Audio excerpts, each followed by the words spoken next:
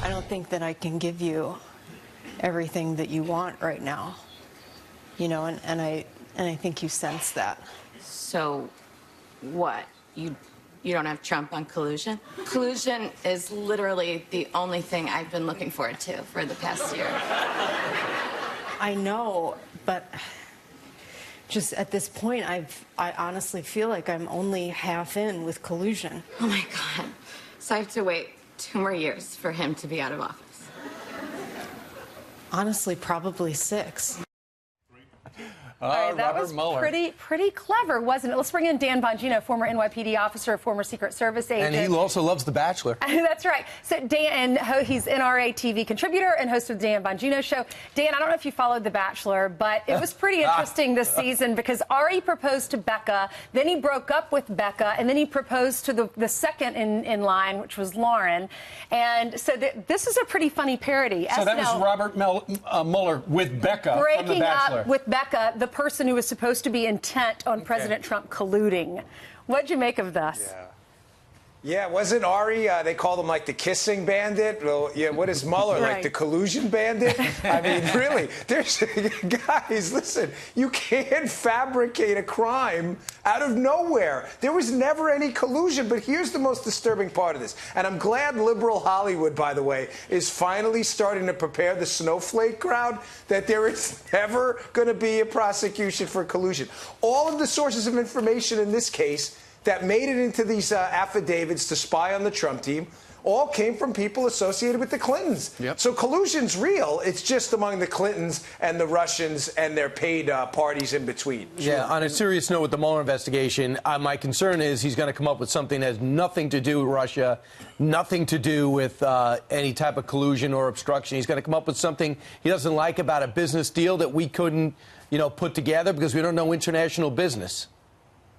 You know, Brian, on a very serious note, me having been a former federal agent and police officer, nothing scares me more than the power of government. I don't mean that in a conspiratorial X-Files way, but when you have the power to take someone's freedom away, that is an awesome power. It frightens me. And one of the reasons in this country we investigate crimes, not people, is everybody's committed a crime. Everybody's probably committed at least one federal crime a day. And once you target a person, not a crime, you're absolutely right. They're going to find something. And this is a very, very dangerous precedent to set. All right. Meanwhile, let's talk about something. We started talking about this coffee shop in Oakland, California on Friday, Dan. The place is called Hasta Muerte Coffee, and they refuse to serve police officers who appear in uniform. Their Instagram page says, "We know in our experience working on campaigns against police brutality that we are not alone in saying that police presence compromises our feeling of physical and emotional safety." And then it goes on to explain more. But and a police officer has shown up, asked for a cup of coffee, and they said, "Nope, you got to leave." What do you think? Yeah, to the owners of that place, you're just a disgrace. I mean, you're the worst. You're the worst among us. I mean, the cops out there, what they do is measured in critical seconds, right? Their entire careers are measured by what happens in moments of crisis.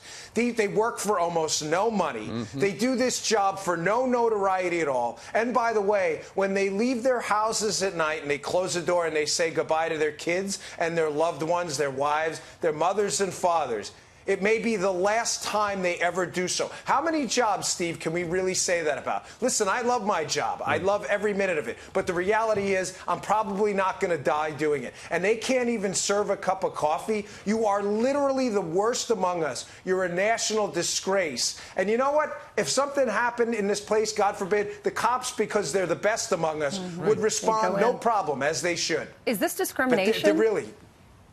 Oh, absolutely. And where are the liberals on this? What, you don't bake a cake in Oregon. They put you out of business and they bankrupt your family and put you out of business. But you don't serve coffee to the cops in Oakland, and all of a sudden you should be on the gold medal stand being celebrated in the Olympics of stupidity. And it really speaks to the hypocrisy of the left. On politics, real quick, do you think Senator Jeff Flake should make a run at President Trump, and will that divide the Republican Party? Because that's what their indications are.